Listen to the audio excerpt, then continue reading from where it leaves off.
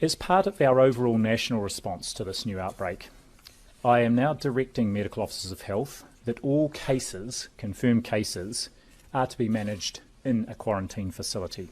What do we do if someone refuses to be tested? Well, they can't now.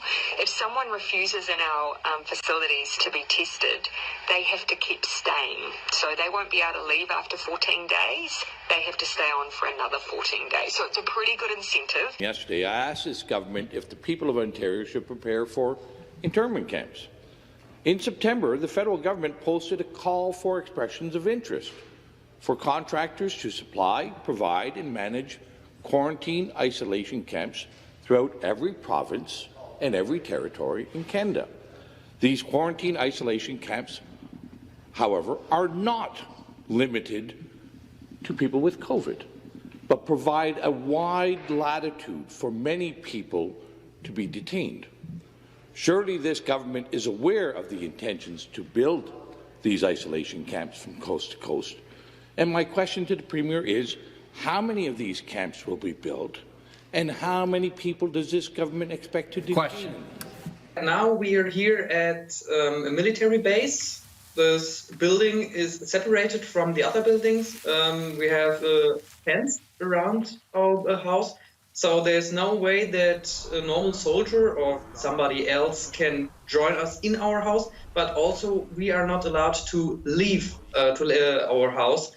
Of course, we are allowed to go outside, but we are not allowed to pass the fence.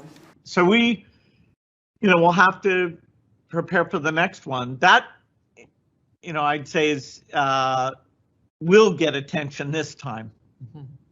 In this country, alas, as across much of Europe, the virus is spreading even faster than the reasonable worst case scenario of our scientific advisors. And so now is the time to take action because there is no alternative. You must stay at home. You may only leave home for specific reasons, starting Thursday, the 5th of November. They'll end on Wednesday, the 2nd of December, when we'll seek to ease restrictions, going back into the tiered system on a local and a regional basis, according to the latest data and trends. We're about to go into a dark winter. In June 2001, the DoD conducted a war game called Operation Dark Winter. Dark Winter was a major exercise that was done prior to 9/11, earlier in 2001, to look at the effects of a biological terror event. I said in March it was going to be a long, dark winter. We're still in that long, dark winter. Dr. Rick Bright, a vaccine and therapeutics expert, writes, quote, "Without clear planning and implementation of the steps that I and other experts have outlined, 2020 will be the darkest winter in modern history." Britain is braced for a dark winter as new measures are deployed to stem a surge of coronavirus.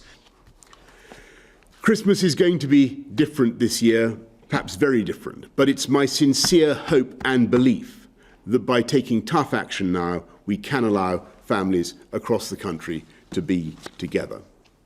We should remember that we're not alone in what we're going through. Our friends in Belgium, France, Germany have taken very similar action. And so, as we come together now to fight this second wave, I want to say something about the way ahead, because people will reasonably ask, when will this all end? We need nothing short of a paradigm shift, one that inspires action at revolutionary levels and pace. We simply cannot waste any more time. The only limit is our willingness to act.